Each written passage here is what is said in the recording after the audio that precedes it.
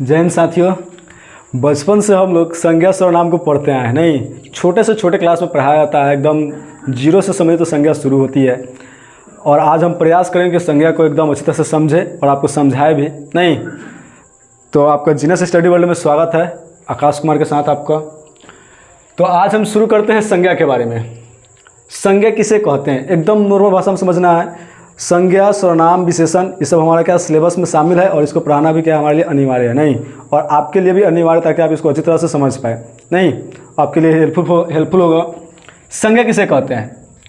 नहीं, पहला है किसी व्यक्ति, जानवर, स्थान या वस्तु के भाव के नाम को संज्ञा कहते हैं। इसमें एवरीथिंग क्या होता है, कलेक्ट हो जाता है, सब कुछ को मिला देते हैं। जिसे हम लोग बचपन से पढ़ते आ रहे हैं, इसे संसाधन बोलते हैं ज्योग्राफी में। तो उसी प्रकार जो संज्ञा है वो ओवरऑल जो होता है ना, पूरा को लेकर चलता है। तो जिस प्रकार हम संसाधन में सब कुछ इंक्लूड कर देते हैं, ठीक उसी प्रकार हम यहाँ पे संज्ञा में सब कुछ इंक्लूड कर देंगे। नहीं, इसमें किसी व्यक्ति का भी नाम आ सकता है, जानवर, स्थान, वस्तु या कोई भाव भी होगा। उस सब कुछ को हम क्या कहेंगे, संज्ञा कहेंगे। जिस प्रकार हम संसाधन, इस पृथ्वी पर जितने भी चीज़ अवेलेबल है, सब कुछ क्या है, संसाधन। यहाँ तक कि मानव भी खुद एक संसाधन है। ठीक उसी प्रकार संज्ञा भी क्या है, एवरीथिंग, जितना भी चीज़ अवेलेबल है वो सब कुछ क्या है, संज्ञा है। ठीक है।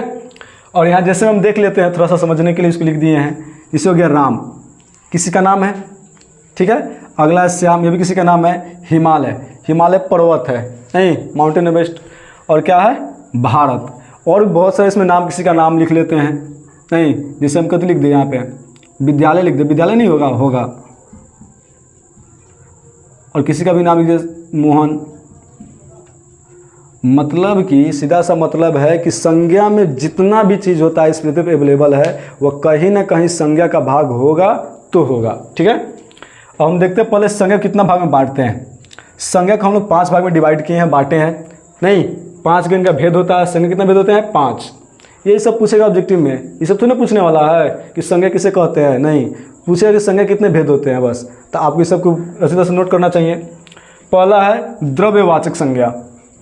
इस सब के बारे में हम चर्चा करेंगे। आज के जो वीडियो है पूरा इसी पर बात होने वाली है, इसलिए सिर्फ हम इसको बताते हैं। इसके बाद में हमको बताएंगे कि कौन संज्ञा में कौन कौन सी बातों को लिया जाता है, कौन कौन सी किसको प्रकट करता है। तो द्रव्यवाचक संज्ञा में ओवरऑल में समझे तो जितना भी द्रव्य धातुएं होती है, पदार्थ होते हैं, सब इसी में शामिल हो जाता है। जातिवाचक, किसी जाति को बताता है, किसी जाति को बताता है। जैसे मनुष्य, जानवर, गाय, भैंस, क्या है, सब एक जाति है। नहीं, व्यक्तिवाचक, किसी खास व्यक्ति या विशेष के लिए होता है, किसी खास के लिए होता है। किसी का हम नाम रख के बुलाएंगे, मोहन, तो सिर्फ मोहन बोलेगा, खास मोहन के लिए हो रहा है। श्याम, उसके लिए हो रहा है, स्पेशल के लिए होता है, खास विशेष के लिए होता है। भाववाचक, तो भाववाचक क्या है, तो भाववाचक में किसी के भाव के बारे में बात करेगा। जैसे कि हम बात कर सकते हैं, अब भाव, दुख किसी का हो गया, दुख भाव है। अच्छा, एक भाव है। खुशी भाव है। बुढ़ापा भाव है। युवा भाव है। ये सब क्या है, कहीं ना कहीं क्या करता है, भाव को दर्शाता है, उसकी गुणवत्ता को दर्शाता है। समूहवाचक, समूहवाचक किसी समूह को बोध करता है। जैसे हो गया सेना, वर्ग, गुच्छा, ये सब क्या है, किसी न किसी वर्ग को बताता है। तो आप लोग इसको लीजिए तो इसकी शॉर्ट, हम इसके बाद में सब के बारे में वर्णन करते हैं एकदम विस्तृत रूप से।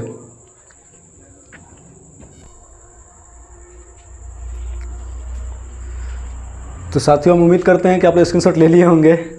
अब चलते हैं संज्ञा के 5 भेद के बारे में हमको स्टडी करना है, डीपली स्टडी करना है। नहीं, तो संज्ञा के 5 भेद के बारे में वर्णन करेंगे हम आज। नहीं, संज्ञा के बारे में बता चुके हैं। संज्ञा के पहले सबसे पहले पढ़ते हैं द्रव्यवाचक संज्ञा।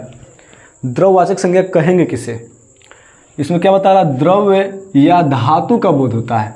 किसी भी द्रव्य या धातु का बोध करेगा। धातु तो पढ़वे किए होंगे। नहीं, तो द्रव्य जो है और धातु, तो द्रव्य मतलब जो लिक्विड अवस्था उसको बोल देते हैं द्रव्य। नहीं, और धातु, धातु कोई भी हो सकता है। इसमें से एग्जांपल देखते हैं हम।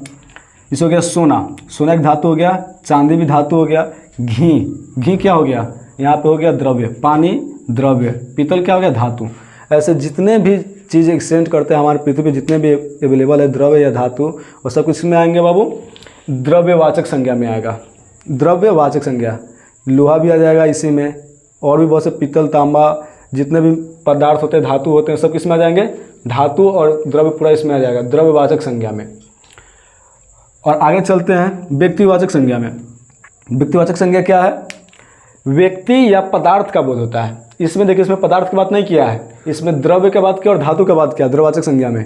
लेकिन हम यहाँ समझ रहे हैं व्यक्तिवाचक संज्ञा में तो व्यक्ति या पदार्थ का बोध करता है, पदार्थ में शामिल कर दिया इसको। नहीं, तो जैसे हम देखें यहाँ पे हिमालय, गंगा, पटना, श्री राम, विष्णु, तो ये सब जो है सब क्या हो गया, व्यक्तिवाचक। और इसे नहीं समझना है तो इसे समझ सकते, इसमें विशेष रूप से किसको बोध करे, बात खत्म। विशेष रूप से किसे इंगित करता है, विशेष रूप से किस में आ जाएगा, व्यक्तिवाचक संज्ञा में। ठीक है, हिमालय की हम बात करेंगे तो हिमालय के बारे में सोचेगा कोई व्यक्ति, अब इसके बारे में तो नहीं सोच सकता, विंध्याचल कौन कौन से पर्वत है, बहुत सारे पर्वत है, उनके बारे में तो नहीं सोचेगा ना, किसी हिमालय के बारे में बात करेगा वह। तो व्यक्तिवाचक विशेष रूप से, और नहीं समझ में आ रहा तो इसे आप कर सकते हैं, जो विशेष रूप से इंगित करके बताए, क्या हो जाएगा, व्यक्तिवाचक। फिर आगे देखते हैं भाववाचक संज्ञा क्या है। भाववाचक बता रहा है व्यक्ति या वस्तु के गुण, समझना है यहाँ पे, गुण, धर्म, स्वभाव नहीं आदि का बोध होता है। तो यहाँ पे समझना है कि जो भाववाचक संज्ञा क्या बता रहा है, किसी भी व्यक्ति या वस्तु, व्यक्ति का भी गुण होता है, वस्तु का भी गुण होता है, नहीं तो उसके गुण के बारे में बात कर रहा है, या उसका धर्म के बारे में बात कर रहा है। या धर्म कास्टिंग वाला नहीं है, यहाँ उसके जो नेचर होता है किसी भी वस्तु का, या क्या बोलते हैं उसको, व्यक्ति का नेचर होता है, उसके बारे में बात हो रहा है। यहाँ पे स्वभाव की बात कर रहा है, उसका भी एक अलग स्वभाव होता है, इत्यादि का बोध करता है। ठीक है, जिससे हम यहाँ पे बात करें एग्जाम्पल, तो इसको लिख लेते हैं हम एग्जाम्पल। जैसे मैं यहाँ पे लिखना चाहें तो हो जाएगा अच्छाई, फिर हो जाएगा बुराई, खुशी, दुखी, अन्य ऐसे बहुत सारे एग्जाम्पल हो सकते हैं जिनको हम इसमें शामिल कर सकते हैं। शायद दिखाई नहीं दे रहा है ना, तो हम इसको साफ कर लेते हैं, इसको लिख देते हैं हम ऊपर। तो आप इसको चाहें तो स्क्रीनशॉट ले लीजिए, ना तो इसको अलग ही लिख देते हैं, यहाँ पे हो जाएगा। जिसे यहाँ पे लिख देते हैं हम अच्छाई, हो जाएगा बुराई, जो हम नीचे लिखे तो उसको यहाँ पे लिख दे रहे हैं। जैसे कहता है ना सच्चाई, तो सच्चा लिख दे, सच्चाई हो जाएगा, आधा होगा ना, ईमानदारी हो जाएगा। ऐसे बहुत सारे चीज़ जो है जो इसमें शामिल हो जाएगा, किसमें, भाववाचक संज्ञा में शामिल हो जाएगा।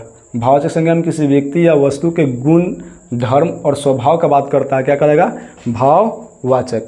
तो भाववाचक को समझ गए हम, अच्छाई, बुराई, सच्चाई, ईमानदारी, मतलब ऐसे बहुत से ऐसे चीज़ें जिनको हम इसमें शामिल कर सकते हैं। नहीं बुढ़ापा सब तो बतावे कि है पीछे आपके एग्जाम्पल में। तो 3 को आप इसको पहले लिख लीजिए, स्क्रीनशॉट ले लीजिए, और 2 और है उसको बताते हैं और इसको ख़त्म करते हैं आज। तो आप लोग स्क्रीनशॉट ले लिए हैं, अब आगे चलते हैं। जिसे यहाँ पे लिखा हुआ है जातिवाचक, इसी से बोध हो रहा है कि जातिवाचक संज्ञा किसके बारे में बोध करेगा, जाति का बोध करेगा। ठीक है, जिसे यहाँ का बता रहा है क्या, कि जाति भर का बोध होता है, इससे पूरा जाति का बोध होगा, पूरा जाति का बोध होगा। यहाँ पे सीधा स्पष्ट रूप से लिखा हुआ है जातिवाचक संज्ञा, जिससे सीधा सा मतलब है कि बोध जाति भर का बोध होगा, पूरा जाति का बोध होगा। जैसे हो गया यहाँ पे गाय, फल। अब गाय बोलेंगे तो अब गाय में तो अनेक प्रकार के गाय हैं, जिसमें से बहुत सारे गाय का अलग अलग डिफाइन कर सकते हैं। तो यहाँ पे लेकिन हम सीधे क्या कहें, पूरा गाय की बात कर रहे हैं। फल, पूरा फल की बात कर रहे हैं। फूल में पूरा फूल की बात करेंगे हम। मनुष्य में पूरा मनुष्य है, तो मनुष्य में वो क्या, पूरा मनुष्य की बात होगा। जानवर, तो जानवर पूरा जानवर हो जाएगा। नहीं, अब इसे हम और अलग अलग और लिखना चाहें एग्जाम्पल, तो क्या, लड़का, नहीं पूरा एक लड़का समुदाय का बोध हो रहा है। लड़की हो जाएगा, तो ये सब क्या हो गया, पूरा हो गया जाति भर का बोध। जैसे क्या, लड़का, तो कोई लड़का पूरा लड़का का बोध हो रहा है, लड़की पूरा लड़की का बोध हो रहा है। नहीं, और आगे चलते हम थोड़ा सा और देख लेते हैं समूहवाचक। समूहवाचक संज्ञा क्या है, इसके देखिए, इसी से पता चलता है ना कि समूह का बोध होने वाला है। बोध होना, समूह, पूरा समूह का बोध होगा समूहवाचक संज्ञा से। समूह अथवा समुदाय का बोध होता है, इससे समूह अथवा पूरा समुदाय का बोध होगा। नहीं, जैसे में देखते हैं इसका, इसमें होगा वर्ग। वर्ग तो वर्ग में 1-2 बच्चा तो बैठा होता है, नहीं बहुत सारे बच्चे उसमें बैठे हुए होते हैं, तो पूरा समुदाय का उसमें बोध हो रहा है, पूरा ग्रुप का बोध हो रहा है। सेना में तो पूरा इंक्लूड होता है, नहीं तो पूरा सेना का बोध हो गया, तो क्या हो जाएगा यह समूहवाचक। गुच्छा नहीं, जिसको ऐसे गाँव में तो एग्जाम्पल बोलते हैं, छल्ला बोलते हैं उसको ना, इसको बोलते हैं गुच्छा। जो लगाता है, चाबी में आदमी लगाता हुआ है, तो उसमें मान लो कोई हो गया अंगूर हो गया, तो अंगूर वाला गुच्छा हो गया, तो पूरा उसका समूह का बोध हो गया। नहीं, अगला हो जाएगा सभा लगता है ना, तो सभा में बहुत से आदमी उसमें इंक्लूड होते हैं, बैठे हुए होते हैं, तो सब क्या हो जाएगा, पूरा उसका समुदाय का बोध कर दिया। तो समूहवाचक में क्या हो गया, समूह अथवा समुदाय का बोध होता है। तो वर्ग, सेना, गुच्छा, सभा, बहुते जहाँ बहुते आदमी जो बैठा हुआ होगा पूरा एक नाम दिया जाएगा, कभी कहलाएगा समूह कहलाएगा या समुदाय कहलाएगा। तो इसी के साथ बच्चों आप आज हमने क्या किया, पूरा संज्ञा को कवर किया है, संज्ञा के 5 भेद को बताया है, संज्ञा के बारे में बताया है। और आप हमारे साथ बने रहिए, आपको पूरा वीडियो बनाया जा रहा है लगातार, और आपको हमसे बहुत ज़्यादा फ़ायदा होने वाला है। और क्या कहते हैं, हमारे चैनल को सब्सक्राइब, लाइक, शेयर करते रहिए, बढ़ाते रहिए और हमारे साथ बने रहिए।